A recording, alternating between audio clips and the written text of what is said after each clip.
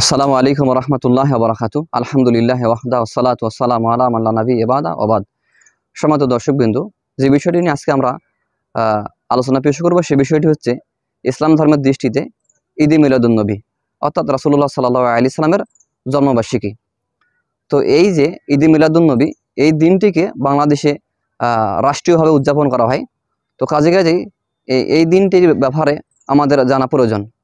তো রাসূল সাল্লাল্লাহু আলাইহি ওয়াসাল্লামের জন্মবার্ষিকী বা কোনো ব্যক্তির জন্মবার্ষিকী পালন করা ইসলাম ধর্মের দৃষ্টিতে কতটুকু বৈধ? তো কোনো মুসলমান এরকম কোনো আমল করতে পারেন না যে আমলটা কোরআন এবং সহিহ সুন্নাহ দ্বারা সাব্যস্ত নয়, প্রমাণিত নয়। তো ঈদে মিলাদুন নবী যে আমলটি রাষ্ট্রীয়ভাবে উদযাপন করা হচ্ছে, এই দিনটি সরকারিভাবে পালন করা হচ্ছে, ছুটির দিন ঘোষণা করা হয়েছে। তো এই দিনটি মুহাম্মদ সাল্লাল্লাহু আলাইহি ওয়াসাল্লাম তার জিন্দেগিতে কোনো দিন পালন করেন নাই।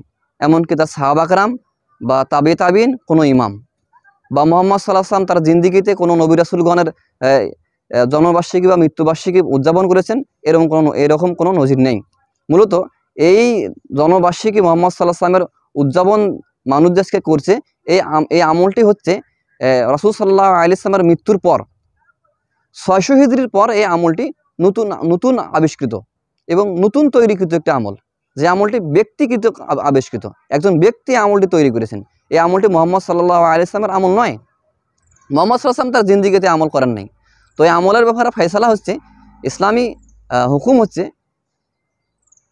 তো সেই বিষয়টি যে আয়েশা রাদিয়াল্লাহু তাআলা আনহা বলছেন যে মুহাম্মদ সাল্লাল্লাহু আলাইহি ওয়াসাল্লাম বলছেন যে মান হাদাসা ফি আমরিনা হাযা মা লাইসা মিনহু ফাহুয়া রাদ্দুন। কোনো ব্যক্তি এমন আমল করলো যে আমলটি ইসলাম ধর্মের ভেতরে নেই, কিন্তু এই আমল মানুষ করে ফেলছে, এই আমলটি বাতিল বলে গণ্য হবে। রাসূলুল্লাহ সাল্লাল্লাহু আলাইহি ওয়াসাল্লাম বলছেন এই আমল বাতিল। যে আমল মুহাম্মদ সাল্লাল্লাহু আলাইহি ওয়াসাল্লাম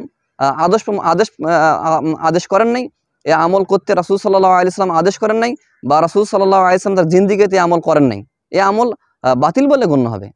তো কাজে ঈদে মিলাদুন নবী এরকমই একটি আমল, যে আমলটি ইসলাম ধর্মে নেই বা মুহাম্মদ সাল্লাল্লাহু আলাইহি ওয়াসাল্লাম কোনোদিন করেন নাই, তার সাহাবা কেরাম কোনোদিন করেন নাই। এই আমলটি ইসলামী পরিভাষায় বিদআত বলা হয়। এই আমলটি বিদআত, নতুন আবিষ্কৃত। তো কাজে এই আমল থেকে আমাদের বিরত থাকতে হবে। এবং এই আমলটি যদি কেউ করে, সে গুনাহগার ব্যক্তি হিসেবে সাব্যস্ত হবে। আর প্রত্যেকটি আমল করার ক্ষেত্রে আমাদের খেয়াল রাখতে হবে যে রাসূলুল্লাহ সাল্লাল্লাহু আলাইহি ওয়াসাল্লাম কি বলছেন, আল্লাহ সুবহানাহু ওয়া তাআলা কি বলছেন, এই বিষয়ে আমাদের জানা প্রয়োজন। যেমন সূরা হাসরের ৭ নম্বর আয়াতে আল্লাহ সুবহানাহু ওয়া তাআলা বলছেন, ওয়া মা আতাকুমুর রাসূলু ফাখুযুহু ওয়া মা নাহাকুম আনহু ফান্তাহু। তোমাদের রাসূল তোমাদেরকে যা আদেশ করেন সে বিষয়ে ওই বিষয়ে তোমরা আমল করো, ওর উপরে আমল করো। এবং যা রাসূল সাল্লাল্লাহু আলাইহি ওয়াসাল্লাম তোমাদেরকে নিষেধ করেছেন যে আমলের ব্যাপারে, তোমরা সেই আমল থেকে বিরত থাকো। তো কাজেই রাসূল সাল্লাল্লাহু আলাইহি ওয়াসাল্লাম যে ব্যাপারে আমাদের আদেশ করেন নাই, যে ব্যাপারে তিনি আমল করে দেখান নাই, বা সাহাবা কেরাম আমল করেন নাই, কোনো তাবিন আমল করেন নাই, এমনকি কোনো ৪ ইমামের কেউ আমল করেন নাই, এবং একটি সম্পূর্ণ নতুন একটি আমল যা কোরআন এবং সহিহ সুন্নাহ দ্বারা সাব্যস্ত নয়, এমন আমল অবশ্যই আমাদেরকে পরিত্যাগ করতে হবে, বাতিল করতে হবে। তো আল্লাহ সুবহানাহু ওয়া তাআলা আমাদের এই সমস্ত বিদআত থেকে দূরে থাকার সুযোগ তৌফিক দান করুক, আল্লাহুম্মা আমিন।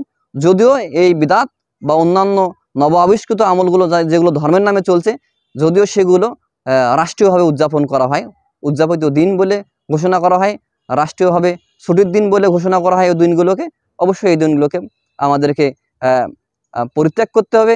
এগুলোকে এই বিষয়গুলোকে পরিহার করতে হবে। এগুলো সমস্ত বাতিল দিন।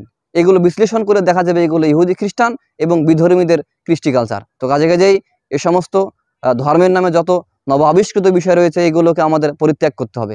আল্লাহ সুবহানাহু ওয়া তাআলা আমাদের এই ধর্মের নামে যে ঈদে মিলাদুন নবী রয়েছে, এগুলোকে উদযাপন করার থেকে আল্লাহ সুবহানাহু ওয়া তাআলা আমাদের বিরত রাখুন। আল্লাহুম্মা আমিন।